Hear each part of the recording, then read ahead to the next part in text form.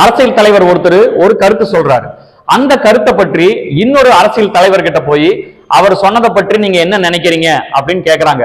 இன்னைக்கு இந்த மாதிரியான கேள்விகளை அதிகமா கேட்கிறாங்க. அப்படி கேட்கும் பொழுது அந்த அரசியல் தலைவர் இரண்டு விதமான பதில் சொல்லுவார்.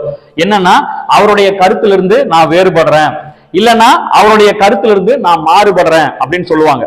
இங்க நுணுக்கமா நம்ம ஒரு விஷயத்தை கவனிக்கணும்.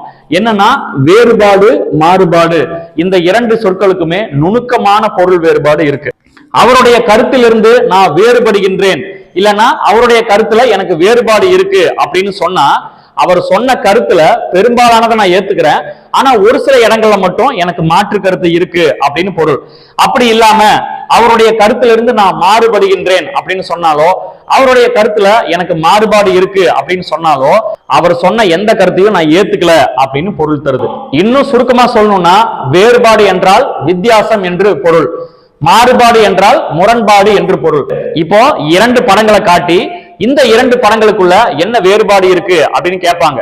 படங்கள் இரண்டும் ஒரே மாதிரி தான் இருக்கு, ஆனா ஏதோ சில இடங்கள்ல மட்டும் கொஞ்சம் மாறி இருக்கும், அதை குறிப்பது வேறுபாடு. இதுவே இரண்டு வேறு வேறு படங்களை காட்டினா அந்த இரண்டு படங்களுக்குள்ள எந்த ஒற்றுமையுமே இல்லை, இரண்டுமே முரண்பாடா இருக்கு அப்படிங்கிறத நம்ம புரிஞ்சுக்கலாம்.